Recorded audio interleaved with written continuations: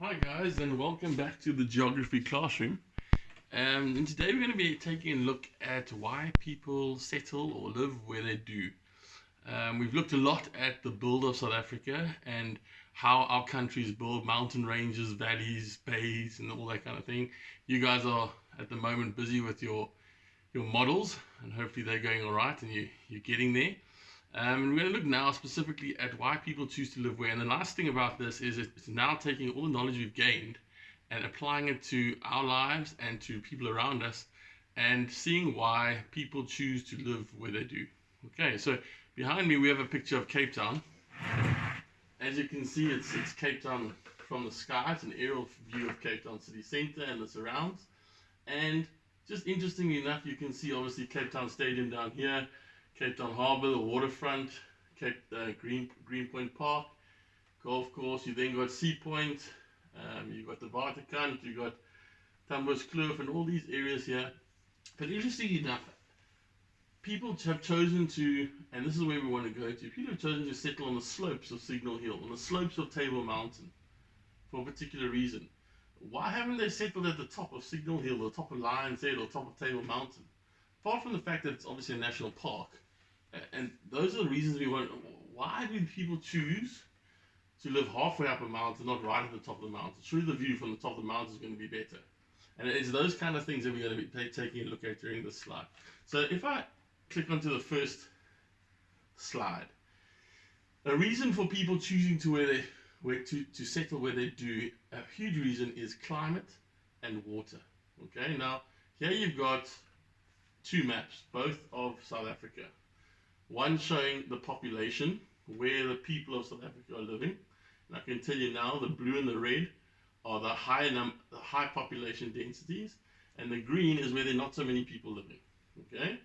If you have a look at that map over there, that's showing you the rainfall in South Africa.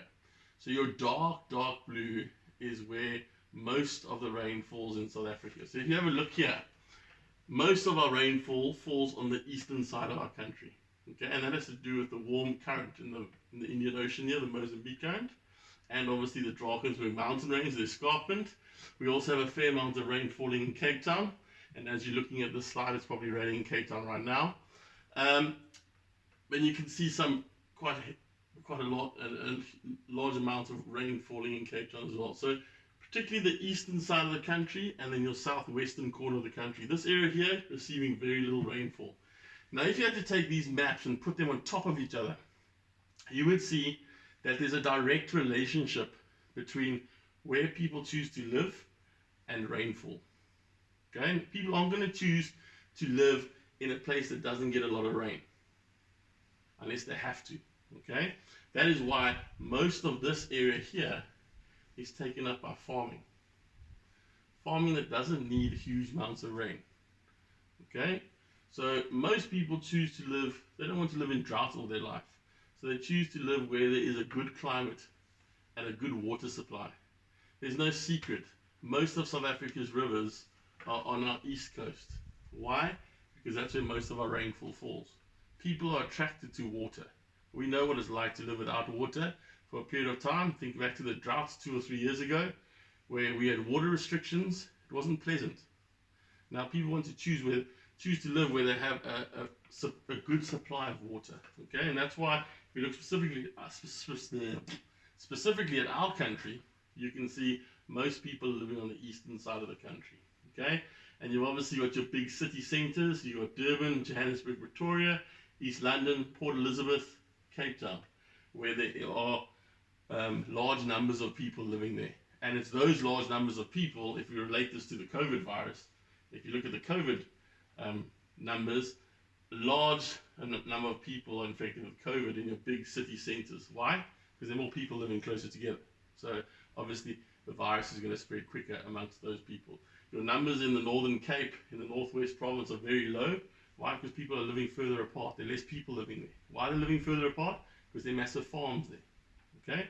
So your big cities are where the COVID virus is spreading quicker. Why? Because people are living close together. Why? Because people are attracted to go and live in the cities. Because they want money. They want jobs. Okay? Now, This is a map that you've seen already before when you looked at the build of South Africa, and it shows height above sea level. Now, these black dots represent four of our big cities on what we call, remember, our plateau. So you've got Pretoria, Johannesburg, Bloemfontein, and Kimberley. And if I click onto the next one, you now see the big harbours of South Africa. You've got Richards Bay, you've got Durban, which is Africa's biggest harbour. You've got East London, Port Elizabeth, Cape Town, and Saldanha. Okay, now those are your big trading ports, trading harbours where goods are bought by sea from other countries and then taken to different parts of our country and continent for that matter. Okay, now why are people going to live in those particular areas? Well, the first one is because of primary activities. Now in grade 4 you learned primary activities. They were forestry, fishing, farming, and mining. Okay, those are your basic, your primary activities. Now, if you think here, you've got a lot more fishing harbours around the coastline of South Africa, and people go there. Why? Because fishing supplies jobs. Okay, you need people to catch the fish, you need people to tin the fish, you need people to manufacture the fish, people to sell the fish.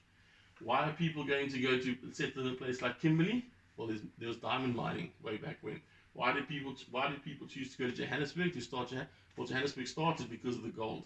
People went to Johannesburg for gold. Bloemfontein and areas around there, you got diamonds, you got gold mines. So people moved where there were primary activities. You think of a place like Knysna. I'm sure a lot of you have been to Knysna on the garden route. Why did Knysna start? How did Knysna develop as a town? Well, it started because of the forestry in the area. People needed to chop down trees. People needed to manufacture the wood, turn it into furniture, export it. Hout Bay. Hout Bay is renowned for fishing. But Hout Bay started because they shipped wood in and out. Hout is Afrikaans for wood. Okay, there were big forests in the Hout Bay area, and they used that as a port for wood. Nowadays, it's one of the big fishing harbours. And if you go around the coast of South Africa, you can see a lot of other fishing harbours, Stilbaai, sure, Hermanus, all those kind of places. Okay, so primary activities is one. Then also, people choose to live on flat land. Okay, the reason being, firstly, it's easy to develop flat land. Okay, and that's why you've got your big city centres on the plateau. It's much flatter there. It's far more expensive to build on sloping land because you've got to get your foundations right. You've got to throw bigger foundations. So it's cheaper and more and inexpensive, less expensive to build on flat land. Harbours, we've spoken about the harbours. We've got your big major harbours. Some of them on rivers. Richards Bay on a river. East London Harbour is on a river. And Saldanha is actually on the Langebaan Lagoon, or entrance to the Langebaan Lagoon. So those are sheltered areas where trade can happen. And again, you need people to drive the trucks, to take the cargo off the ships, so those hubs, those ports supply jobs. And at the end of the day, people are going to go to where they can earn money. And then obviously trade. Okay, trade creates a lot of jobs. Hence, what's happening now? People are losing jobs because the country during COVID-19, we've closed our borders. So very little trade is going on. That's why we're seeing a lack of goods in some of the shops. And until such time as our borders are open, trade won't fully restore itself. But yes, where trade is happening, people are going to be living because, again, people are after jobs. They're wanting money. Another reason for people living in a particular place is for farming. Okay, I mean, you think back, you go way back in history. You go back to the herders that we're learning about in history. They settled in places where they could grow crops. Okay, where it was good for farming. You look at the ancient Egyptians. They settled on the banks of the Nile River. Why? Because the Nile River gave them fertile soil. Now, if we bring that closer to home, to places like, and I'm sure most of you have been to these places, Ceres, Citrusdal, Stellenbosch, and Grabouw or Elgin. Grabouw or Elgin, just over the Hottentot Holland Mountains. Ceres, known for all types of fruit, Ceres fruit juices, particularly your oranges and citrus fruit. Citrusdal, the name suggests, obviously citrus fruit, your oranges and your lemons. Stellenbosch, obviously grapes and wines. And Grabouw and Elgin, particularly apple farming. Okay, but those are just some areas. There's so many more in South Africa of areas that have developed purely because of fertile land. And again, people are wanting jobs, wanting money, so therefore they go and settle where farming can take place. That picture there on the screen is actually of the Ceres Valley. Most of you only go there when it's covered in snow, but just showing you all the different vineyards, orchards, and all the fruit farming that goes on in the Ceres Valley. But it can only happen if it's a fertile area. You're not going to be able to grow many crops in an area that's lacking fertile, or the soil is lacking nutrients. Then a big one, accessibility and temperature. Now I linked these two, and I'll tell you why I linked these two. Firstly, accessibility refers to how easy is it to get into a place and out of a place. Okay, and I'm going to give you an example. Now, the first picture at the top is actually of a village in the Swiss Alps. Okay, so those of you that have been very fortunate in your lives to have traveled to Switzerland will know what I'm talking about. But this village is probably halfway up the valley. As you can see, there's no settlement at the top of these mountain peaks. Why? Because it's way too cold. Most of the year, that's in summer. Most of the year, those mountain peaks are covered in snow. So nobody's going to go and live there. It's way too cold. So they generally settle, these villages pop up halfway up the mountain slopes. Okay? And obviously the roads can also get there. Very few roads will be going to the top of the mountain. Why? Because they become too steep. Okay? So that's accessibility. How easy is it for people to get to and from a place? Bring it closer to home. That picture there is of the Fischhoek Valley. In the distance you can see Simonstown, and if you really look carefully with some binoculars, you might be able to see Rockland, where you went in your grade 5 camp. But let's focus on this area first, okay? Now, Fischhoek Valley, obviously people have settled on the flat land in the valley, but people have also started to build on the mountainside, okay? Now, I know most of this area is Table Mountain National Park, but there's a reason why people don't go further and further up the mountain, okay? It's kind of stopped, purely because the higher up you go, the colder it gets too. Remember, people want a good climate. They want good temperatures. They don't want to be cold and windy all the time. Okay? So, yes, they get a beautiful view from those houses. Yes, there's some massive houses there. Okay? But they don't go right to the top because of temperature and cost. And also, if you settle on the top of the mountain, how easy is it going to be to get to and from your house? Okay? So, accessibility is a major factor. Can I get to and from a place easily? And temperature, people aren't going to settle where it's too cold. Okay, in these big valleys as well, very few of these towns are right at the bottom of the valley, because it also gets very cold there, like a little frost pocket develops. So halfway up the slopes, you find a good, nice temperature, and that's why a lot of these villages start, and people enjoy themselves there. Okay, so just quickly in summary, people settle in places where there is or are a good climate. Okay, is it not too hot, not too cold, and temperature. Okay, obviously climate, particularly for farming, that helps. But people don't want to be freezing all their life, but they don't want to be boiling all their life either. Is there a good water supply? People don't want to be having water rations every single day of their life. Okay, fertile land for farming.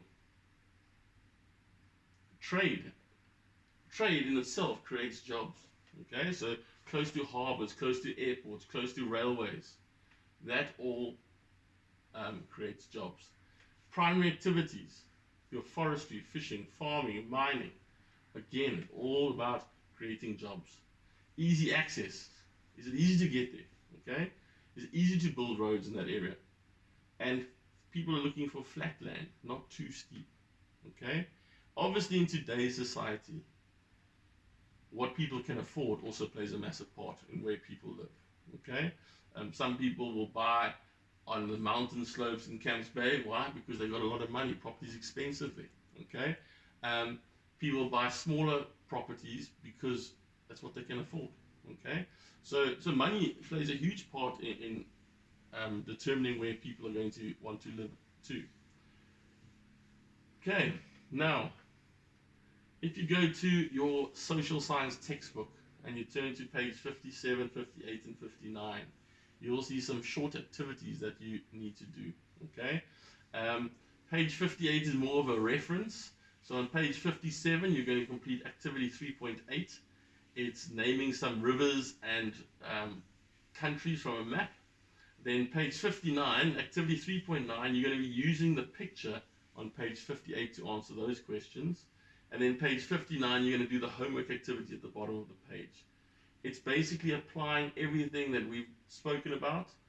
Some things we've touched on here that they haven't touched on in the textbook.